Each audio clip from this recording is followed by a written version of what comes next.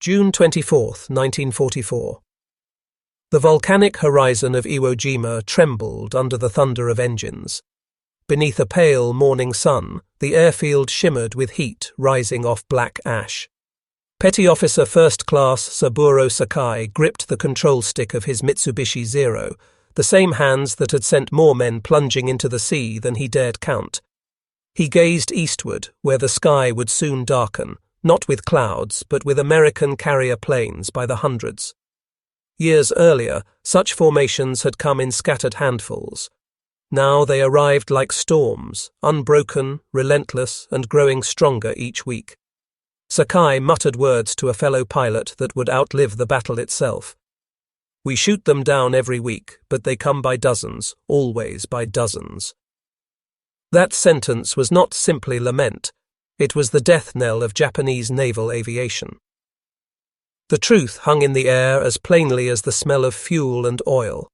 Sakai's record, 28 confirmed kills, marked him as one of Japan's greatest aces. But his victories no longer mattered.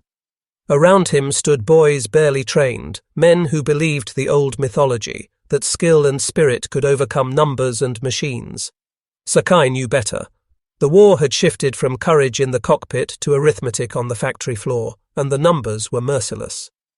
To the east, Task Force 58 was already in motion. 15 carriers had disgorged 450 aircraft into the sky that morning. The previous week, the Americans had lost nearly 90 planes, yet today they launched 5 times that number, as though the loss had been nothing more than a scratch. On the decks of the USS Essex, USS Yorktown, and USS Lexington, boys scarcely older than cadets readied for their first battles. Behind each of them was a system, an assembly line that churned out 3 new fighters for every one lost. In 1944 alone, the United States would manufacture more aircraft than Japan had produced throughout the entire war. The battle about to unfold was not one of pilots against pilots. It was the clash of industry, resources, and time, bearing down on the men in cockpits who would pay the price. The morning silence broke as Sakai's Zero roared down the strip, lifting into a sky that no longer belonged to him. What awaited was not simply combat, but the slow and certain annihilation of an entire tradition of warriors, outnumbered and outbuilt before their wheels had even left the ground. The climb was steep, the Zero's slender frame groaning as it clawed upward through humid Pacific air. Below, the black volcanic rock of Iwo Jima shrank until it looked like a scar in the ocean. Ahead, the sky glittered, not with stars, but with specks of silver growing larger with every heartbeat. Sakai narrowed his eyes. They were coming, as he had warned. Grumman Hellcats, Douglas Dauntlesses, Curtiss Helldivers, all stitched together in formation, rolling in like a tidal wave. He remembered the first time he had faced Americans over Guadalcanal 2 years earlier.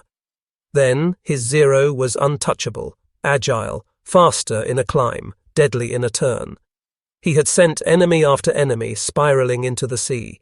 But now, with each pass of these newer Hellcats, he felt the balance tilt. It wasn't just the machine, it was the endless supply of them. Around him, Japanese pilots tightened their grips, many barely out of training, their hands shaking inside worn leather gloves. The instructors had told them the Zero was still superior if they trusted their spirit. But Sakai knew that was a lie meant to soothe the inevitable. These boys had no chance against the iron flood pouring from the horizon. The Americans could afford to make mistakes. The Japanese could not. And worse, the enemy pilots flew as if death was not permanent, because for every one lost, 2 more would replace him by the next week. The first clash came like lightning. Tracers lanced through the sky, green against blue. Sakai rolled hard, the Zero slicing through the swarm, and fired a burst that caught a Dauntless mid-dive, flames blooming across its wings. For a brief heartbeat it felt like the old days, when skill and instinct ruled the air. But then, as he pulled up, 2 Hellcats locked on his tail, their guns barking relentlessly. He twisted into a corkscrew dive, sweat stinging his eyes, hearing the rattle of bullets hewing through his fuselage. One mistake, and it would all be over. And above him, hundreds more American planes poured through the sky, wave after wave, like a storm without end. As he leveled out, heart pounding, Sakai realized the terrible truth. This was no longer a battle between warriors. It was the drowning of one generation beneath the machinery of another. The Japanese pilots might fight with the fury of samurai, but they were already ghosts, fighting against the mathematics of a war Japan could never win. The battle spread across the sky like fire racing over dry grass. Trails of smoke crisscrossed the heavens, fragments of burning metal spiraled downward into the sea. Saburo Sakai's hands moved with the precision of a man who had lived too long in the cockpit. His body was one with the zero, each roll and dive an extension of his nerves. Yet even with decades of instinct, he felt it. The storm had grown too vast. Every time he shook one Hellcat off his tail, two more appeared. Every time he downed a bomber, another 10 pressed forward, unshaken. He could fight with brilliance, but brilliance meant nothing against infinity. Around him, the voices of comrades filled the radio. Shouts, screams, static. Young pilots begged for guidance, their voices cracking. Sakai barked orders, sharp and clipped, but he knew they were flying into slaughter. He caught sight of one boy, no older than 18, pulling too sharply into a climb. A Hellcat's guns stitched across his zero, wings tearing apart in seconds, the aircraft disintegrating into falling embers. The boy's final scream vanished into static. Sakai gritted his teeth, not in anger, but in despair. These were not warriors dying. They were sacrifices fed to an altar of steel and fire. The Hellcat was not invincible, but it was mercilessly practical. Faster in a dive, armoured to absorb punishment, equipped with 6 heavy 50 caliber guns, it could take hits the fragile Zero could not. Sakai had once relied on maneuverability and surprise, but now the Americans had studied every tactic, built planes specifically to counter his beloved fighter. The balance had shifted, and every maneuver that once saved him now felt like a desperate relic of a vanished age. As the dogfight raged, Sakai's thoughts drifted, unbidden, to the larger truth. Japan had entered the war believing spirit and discipline could match industry. The nation had. It gambled that courage could equal machinery. Yet here, above the waters of the Pacific, the lie was exposed. The United States did not send warriors into battle alone. It sent factories, oil, raw materials, entire cities working in unison, carried upon the wings of every Hellcat. Sakai fought not one man, not one squadron, but the weight of an empire's industry pressing down on him from every angle. He dove once more into the chaos, eyes burning with both fury and sorrow, knowing that each victory he claimed only delayed the inevitable, that Japan's skies were no longer theirs to hold. As the roar of engines and the crackle of gunfire consumed the sky, Saburo Sakai's mind slipped backward, unbidden, to a different war, one that felt like another lifetime, though only a few years had passed. He remembered 1942, the opening months when the Zero was king of the Pacific. Back then, he had flown above the Solomon Islands, invincible, untouchable. His fighter could outclimb, outturn, and outfight anything the Allies sent against it. He recalled how, with practiced grace, he had lured American wildcats into turning battles, shredding them with a burst of cannon fire before they could even react. His comrades laughed then, full of confidence, convinced Japan had secured mastery of the skies. They believed the Zero was not just a plane, it was a symbol of destiny. But memory is cruel when measured against reality. Sakai had seen too much to cling to illusions. The same confidence that once made Japanese pilots arrogant now condemned them to death.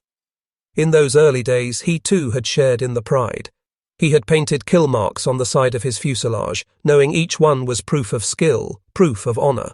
Yet as the war dragged on, the marks lost their meaning. For every American plane that fell, more rose up to take its place. What good was 28 kills when the enemy produced 10,000 more? The contrast gnawed at him. He remembered Guadalcanal, sweat on his brow, the burn of the sun, and the first time he faced the stubborn resilience of American pilots. They flew with a clumsy aggression, not always skilled, but relentless, never breaking off, never surrendering. Unlike the Japanese, they were not expected to fight to the last drop of fuel or last round of ammunition. They fought to survive and to return. And because they returned, they grew sharper, stronger, smarter. While Japan lost veterans with every battle, America recycled experience, training new squadrons faster than Japan could bury its dead. Now, above Iwo Jima, Sakai felt the full weight of those years. He was no longer the hunter of the skies, but a survivor clinging to the last threads of an unraveling war. The young men beside him did not know the old days. They had only been told stories of invincible zeros and glorious victories. They were fed lies to keep them from despair. Sakai, though, knew the truth in his bones. Those days were gone, and the war Japan was fighting now was not for victory. It was for delay, for time, for the faint hope that death could be postponed a little longer. Smoke hung across the sky like torn banners, and the cries of dying men bled through the radio in fractured bursts. Sakai steadied his zero, banking sharply to avoid the hail of tracers that lit up his tail like sparks from a forge. A Hellcat swept past him, climbing effortlessly, the sunlight gleaming off its armoured skin. He felt no hatred for the pilot inside, only recognition. That boy, whoever he was one of thousands. And Sakai knew the sickening truth. No matter how many Japanese pilots clawed at the sky today, the swarm would return tomorrow, larger still. Beside him, a younger pilot broke formation, panicked, his voice trembling across the radio. "I can't shake them. They're everywhere." His zero twisted clumsily, caught in a storm of bullets, then erupted into fire, spiraling toward the sea. Another voice shouted a desperate prayer before static swallowed him. Sakai clenched his jaw, fury and grief colliding within him. These were not warriors being tested in noble combat. They were boys being fed into a furnace, each one consumed for nothing more than the illusion of resistance. The despair was spreading faster than the flames. Some pilots tried kamikaze dives even without orders, throwing themselves at bombers in final gestures of defiance. Others flew erratically, torn between survival and duty, their fear betraying them in every maneuver. Sakai could feel the spirit of the air arm collapsing around him. Not from cowardice, but from the crushing realization that the fight was already lost before it began. Even the most skilled among them could not carve a path through hundreds of machines that kept coming, wave after wave, like an endless tide against a crumbling shore. He pulled hard into a climb, bullets tearing past his canopy, and for an instant he caught a glimpse of Iwo Jima below. The island looked small, fragile, powerless against the ocean. On that rock, thousands of Japanese soldiers prepared for an invasion they could not hope to repel. In the sky above, the pilots were dying to buy those men time, minutes, perhaps hours, against an enemy that measured resources in years, even decades. It was not a battle for victory anymore. It was the desperate struggle of men who knew they had been abandoned by history itself. Sakai tightened his grip, his voice low and steady. Not for the enemy, not even for command, but for the boys still flying. Fight with discipline. Do not throw yourselves away. Live if you can.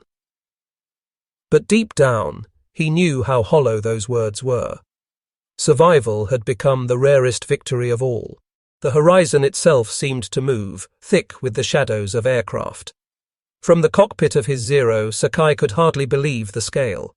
The Americans had filled the sky with steel wings, rows upon rows of Hellcats and Avengers, their engines merging into a single, thunderous roar that drowned out everything else. It was not a battle formation, it was an invasion in the air. He felt a chill in his chest as he counted them, or rather, as he failed to. There were too many, hundreds, maybe more. No matter how many the Japanese gunners on the island struck down, the gaps instantly closed, as if the sky itself regenerated. Below, Iwo Jima's defences erupted in fury. Anti-aircraft guns spewed black puffs into the blue, the island trembling as batteries fired relentlessly. But Sakai had seen this before. Flak might claim a few, might scatter formations for a moment, but it was never enough. The Americans absorbed losses like the ocean absorbed rain. The next wave always came, thicker, stronger, unstoppable. He could almost imagine the admirals at Pearl Harbor watching from their flagships, knowing that every plane shot down was already replaced in a hangar thousands of miles away.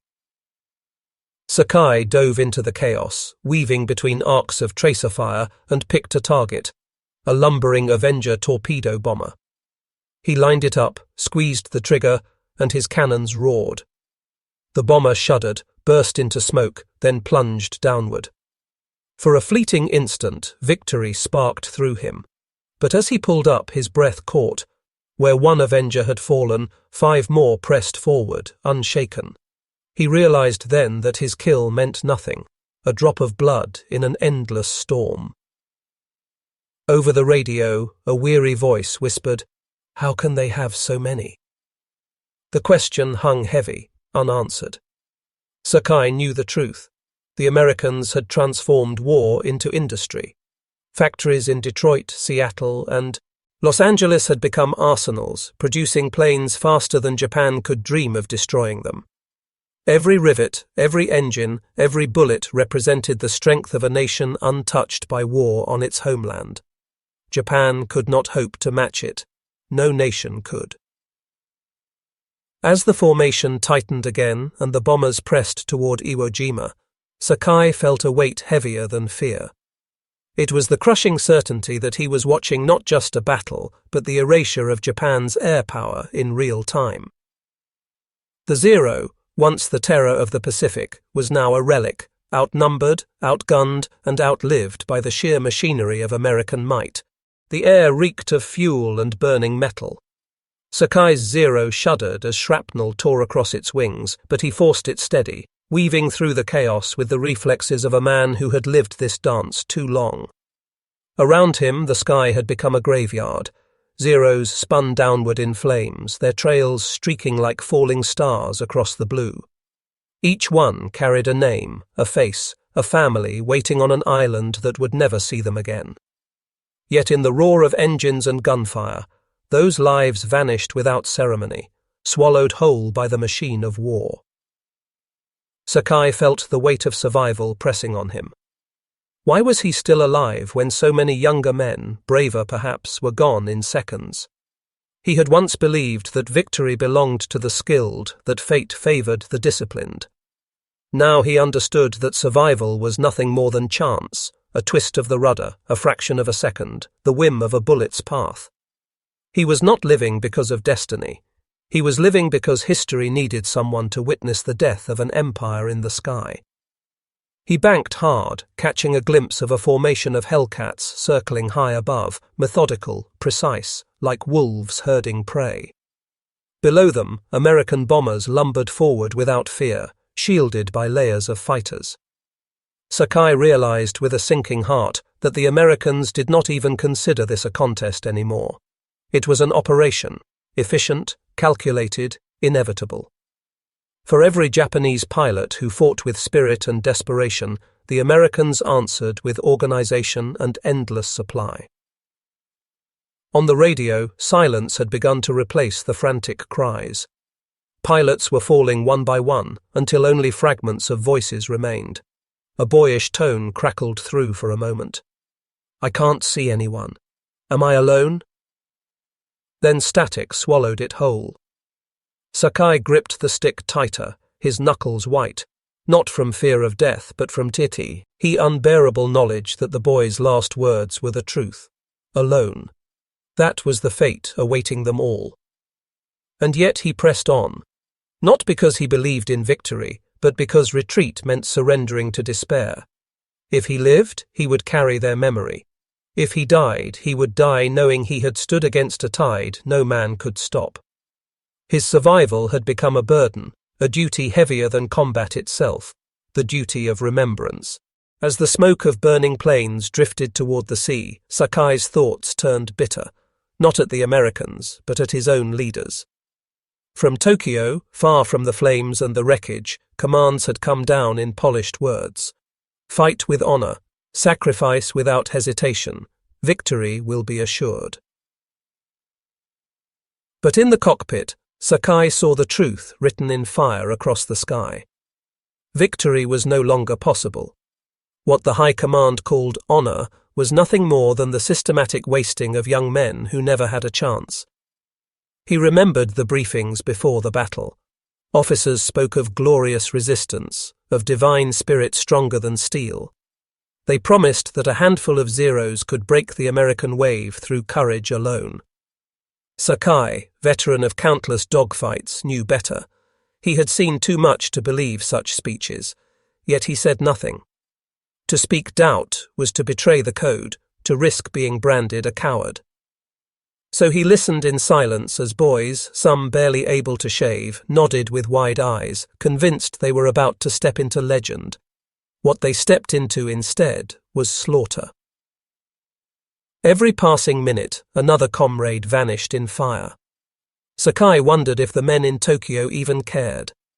Did they imagine these deaths as numbers on a map, markers of sacrifice that delayed defeat by hours? Did they believe the stories they told, or did they know the truth and hide it behind slogans? The thought burned hotter than enemy bullets. Japan's pilots were not being led, they were being used until they were gone, and then replaced by boys even less prepared, until nothing remained but ash. Sakai's Zero rolled into a dive, the wind screaming around him, and for an instant he remembered his training days. Back then, he had believed the Empire was invincible, that the Emperor's will was divine. He had believed that to fly was to serve something eternal. But now, Witter said, each friend consumed by fire, with each enemy wave growing larger, he felt that faith erode. The Empire was not eternal. It was mortal, fragile, and bleeding out through the very skies he once thought it owned. Yet still he fought. Not for Tokyo. Not for the officers who sent them here. He fought for the boys beside him, for the ones who had already fallen, for the chance that his survival might one day speak the truth they never lived to tell. The battle dragged on, and Sakai began to see the war itself laid bare in the sky. Each maneuver, each clash, was not just pilot against pilot, it was nation against nation, and the imbalance could not be hidden. His Zero, light and agile, had once been unmatched. But now it rattled under fire, its thin skin unable to withstand the punishment Hellcats absorbed with ease. The plane itself was a symbol of Japan's limits, fast but fragile, elegant but obsolete. Every bullet hole in his fuselage was another reminder that Japan had built for the short war it hoped to fight, not the long war it was trapped in. Below him, Iwo Jima's guns spat fire, shells bursting among the American squadrons. Some planes tumbled down in flames, but the formations never broke. More always came. The Americans had mastered the mathematics of war. Their factories ran day and night, their oil flowed without end, their supply lines stretched unbroken across the Pacific. For every Zero lost, Japan struggled to replace it. For every pilot killed, there was no time to train another to the same standard. Yet America replaced its fallen with fresh squadrons, each trained by veterans who survived to pass on hard-won lessons. It was not just numbers, it was momentum, and momentum was everything. Sakai's radio crackled with static, then silence. He realized with a chill that many of the voices he had heard minutes before were gone. Whole sections of his comrades had vanished, leaving only smoke trails and fragments of burning metal. He was fighting alongside ghosts. For a moment, he almost envied them. Their struggle was over. His, however, was to endure, to keep flying, to keep witnessing the truth unravel above the Pacific. He thought of Japan's shrinking stockpiles, planes built with inferior materials, engines that wore out too quickly, pilots rushed from classrooms into combat. He thought of fuel, rations so severe that training flights were cut short, leaving boys barely able to land their own aircraft. Against that stood America's assembly lines, its endless convoys, its ability to replace every loss without flinching. It was not war as the samurai had imagined it. It was war as an equation, and Japan's side of the ledger had already bled into red ink it could never repay.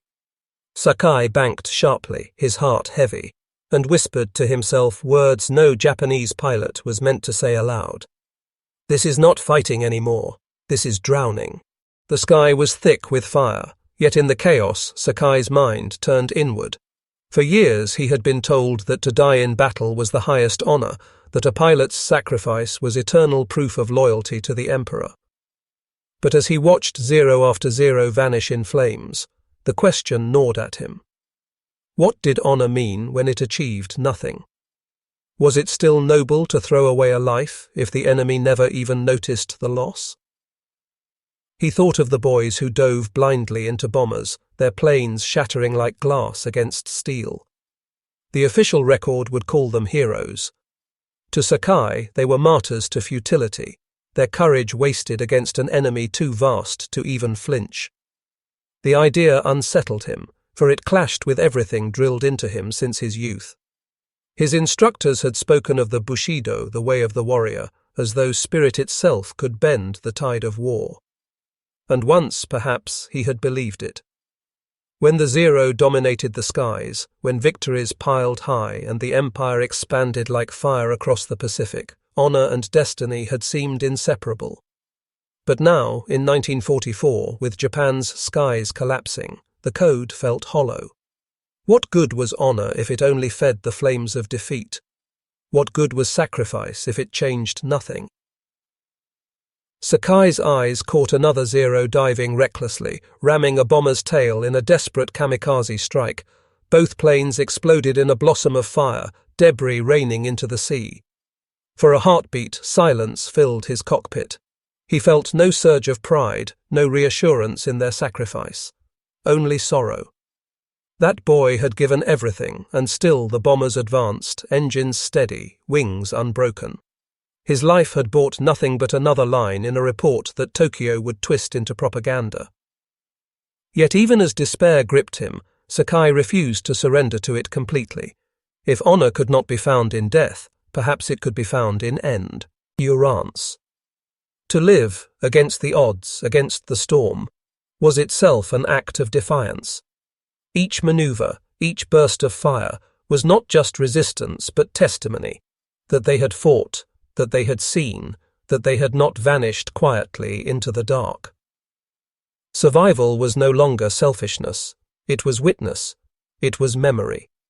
And perhaps in a world where victory was gone, memory itself was the last battlefield left to win. The dogfight raged on, but inside his cockpit Sakai felt a transformation he could not ignore. He was still a warrior, still a hunter of the skies, yet another identity began to emerge, one he had never chosen. He was becoming a witness, a recorder of a tragedy his nation would never openly admit.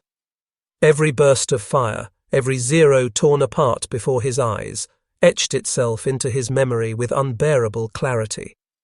He realized, with a strange chill, that if he survived, he would carry these images not as tales of glory, but as evidence of collapse. He thought of the future, of schoolboys in Japan, years from now, being told stories of brave pilots who had turned back the American tide. He knew those stories would be lies, polished by propaganda and cleansed of despair. The truth would die with the men who fought it, unless someone lived to speak it plainly. Perhaps that was why fate had spared him again and again, through wounds, crashes, and impossible odds. Not because the gods of war protected him, but because history demanded a witness. He was not meant to die nameless in the sea. He was meant to remember. Another burst of tracers sliced across his wing, jolting him back to the moment. He rolled hard, narrowly escaping death once more. His instincts screamed to fight, but his mind whispered something darker. You cannot change the outcome. The Americans were not just opponents, they were the tide itself, and he was a man swimming against it, recording with his eyes the drowning of all he loved. On the radio, another young pilot's voice cracked with panic, then silence. Sakai gritted his teeth, forcing down the urge to cry out. Every loss was another line of testimony carved into him. He could see the faces of the fallen, hear their laughter from training days, remember the promises they had made about returning home victorious. Now he alone carried those promises lost, key ghosts strapped to his back. He felt old, though he was not yet 30, because age in war was measured not in years but in funerals survived. For the first time, Sakai understood that his role was no longer to win battles. It was to endure, to survive long enough to tell the truth that the empire itself was too proud to admit, that Japan's skies had already been lost, and with them the dream of victory. The longer Sakai fought, the more he noticed something unsettling, not about his comrades, but about the enemy. The American pilots were ruthless, yes, but they were also deliberate. They fought to kill, but they also fought to live. He could see it in their maneuvers, pulling away when hopelessly outmatched, retreating to regroup, covering one another with disciplined precision.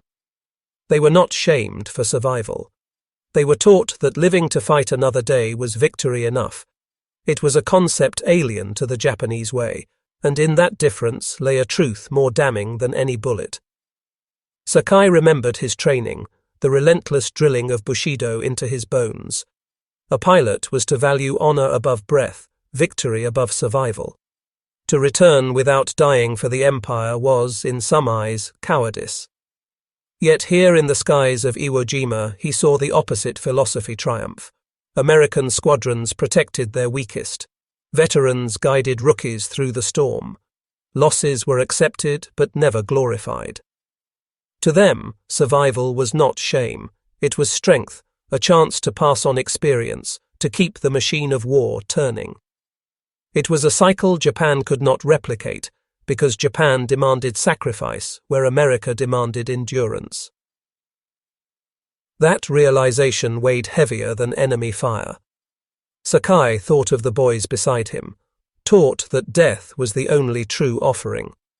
He remembered seeing one of his comrades deliberately ram a bomber earlier, his voice shouting, "Tenno heika banzai," before vanishing in flame. The Americans would count it as a single casualty, a single plane lost. Tokyo would call it glory. But Sakai knew it for what it was, a life wasted in a war where lives had become Japan's rarest resource. For a brief moment, he locked eyes with an enemy pilot as their planes crossed paths. A young face, no older than the cadets beside him, framed by the canopy of a Hellcat. Their guns spoke the language of war, but in that split second, Sakai felt something stranger than hatred. Recognition. Both of them were men thrown into a storm not of their making, pawns of nations that demanded everything. Yet only one of them would return to a carrier, debriefed, rested, refueled, while the other faced the abyss of certain extinction. As Sakai pulled his Zero into another climb, he whispered to himself, a truth forbidden in his homeland. They fight to live, we fight to die, and that is why we are losing. Death had brushed against Sakai before, closer than most men could imagine. He could still feel the phantom ache of the bullet that had torn through his skull years earlier, blinding him in one eye and nearly sending him spiraling into the sea. By all rights, that wound should have killed him. Doctors had shaken their heads, comrades had whispered that he was finished. Yet somehow, through sheer will or cruel fate, he had clawed his way back into the cockpit. The scar was more than flesh. It was a reminder that survival itself was rebellion. Now, as the sky burned around Iwo Jima, that memory surged within him. He had already stared into the void once, already tasted the silence where heartbeat and breath nearly stop. When the bullet struck him, he had seen his life collapse into darkness, the edges of consciousness closing like a trap. He remembered fumbling with controls, one eye blinded, blood streaming into his mouth, refusing to let go of the machine that was both coffin and cradle. In that moment, dying would have been easy. Living was the harder choice, and he had chosen it. The Empire had celebrated his return, hailing him as a miracle, a symbol of unbroken spirit. But deep inside, Sakai knew the truth. He had not survived for the emperor. He had not survived for Bushido. He had survived for himself, for the stubborn refusal to let death dictate the terms of his exit. That single act of defiance had given him more clarity than all the speeches from Tokyo. And now, with every comrade falling around him, he realized how rare that choice truly was. Most had never been given the chance to decide. They were ordered to die, and so they obeyed. The memory of his wound carried a haunting weight. It whispered that fate had spared him once, not as a gift, but as a burden. To live when others died was to carry their shadows, their silenced voices. Each time he strapped victories into his zero, he wondered, why me? Why had I survived when braver, younger, more loyal men had perished?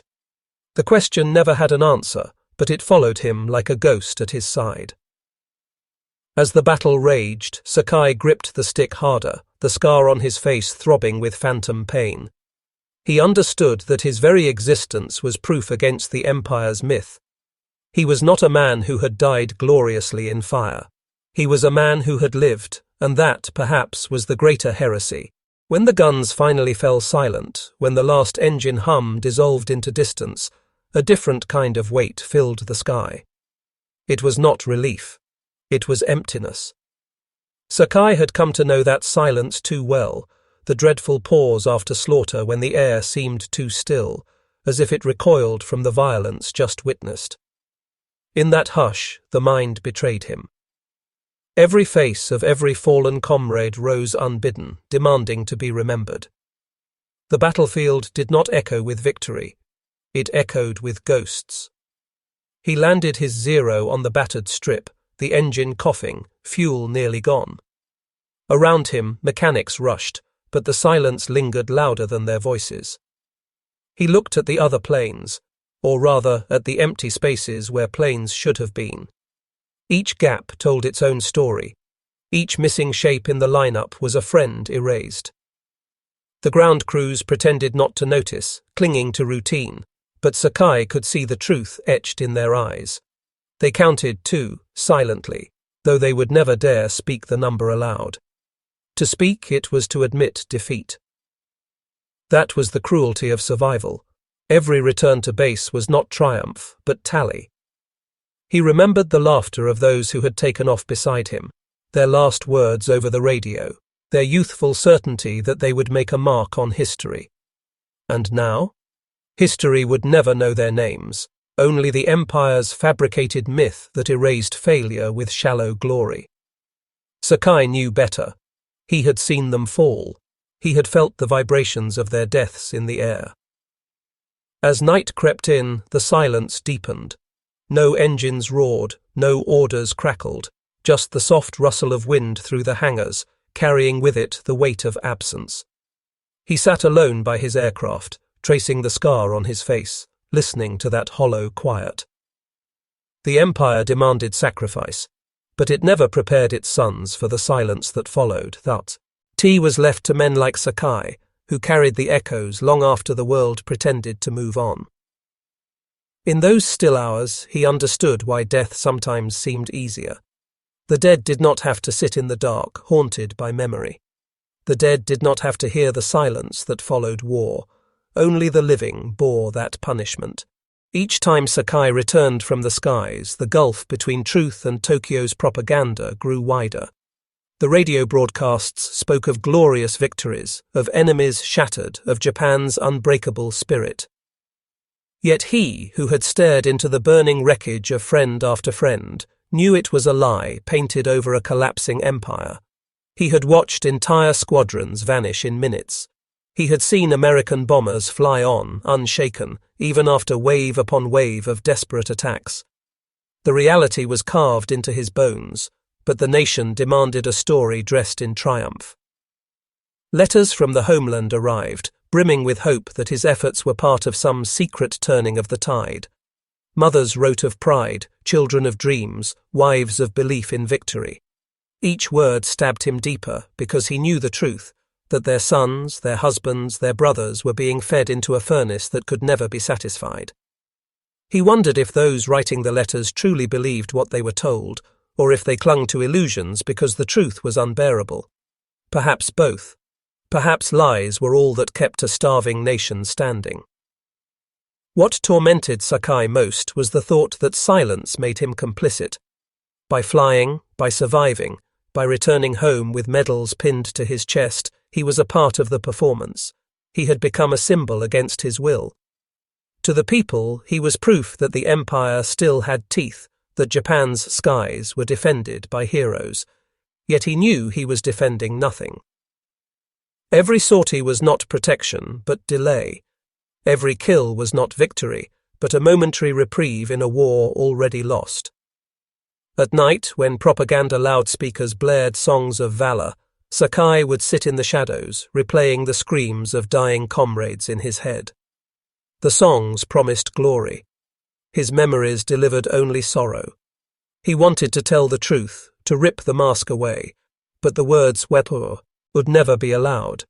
To speak them aloud would brand him a traitor, and worse, it would dishonor the very men whose courage he still respected. They had died believing their sacrifice had meaning. Could he take that from them, even if it was a lie? The contradiction gnawed at him until silence became his only shield. Outwardly, he wore the mask of the ace. Inwardly, he became the keeper of a forbidden history, one that Tokyo would never print, but one that lived in every scar, every scarred memory, every night haunted by flames. By 1945, Sakai no longer believed in miracles. The empire spoke of decisive battles yet to come, of a divine wind that would turn the tide. But from his cockpit, he saw only ruin. Japan's skies were no longer battlefields, they were graveyards. The Zero, once invincible, was now prey, outclassed by American Hellcats and Corsairs. Fuel was scarce, ammunition rationed, pilots younger and younger, their training rushed, their faces still soft with boyhood. The war was not slipping away, it was already lost. And still, the orders came. Sakai flew on, not because he believed in victory, but because he could not do otherwise. He fought for the men beside him, for the memory of those already gone, for the stubborn will that refused to yield even to inevitability. Each mission felt like a ritual, a dance with death performed out of habit rather than hope. He began to understand that Japan was not asking for victory anymore. It was asking for endurance until destruction was complete. The empire's true demand was not triumph, but sacrifice. In quiet moments, he wondered what it meant to survive such a war. To return home, if there would even be a home left, was to carry a burden heavier than death. He imagined the ruined cities, the hungry families, the silence of a nation waking from illusion. What would he tell them? That their sons had died bravely? Yes, but also that their bravery had been squandered by leaders who sent them to fight storms with paper wings. He feared that truth would rot inside him, unspoken, poisoning the years to come. When Japan finally fell, Sakai lived on. Not as a hero, not as a martyr, but as something rarer, a survivor who remembered. His scarred face became a living contradiction, proof of both courage and futility, a reminder of sacrifice, but also of the empire's lies. He would carry the stories of the lost, the silenced, the forgotten, not to glorify them, but to ensure they were not erased by propaganda's brush. Memory, he realized, was the only battlefield left, and on that field he could still fight. For Saburo Sakai, the war did not end with surrender. It endured in memory, in silence, in scars. And perhaps that was the cruelest truth of all, that surviving meant never escaping. That to live was not triumph, but testimony,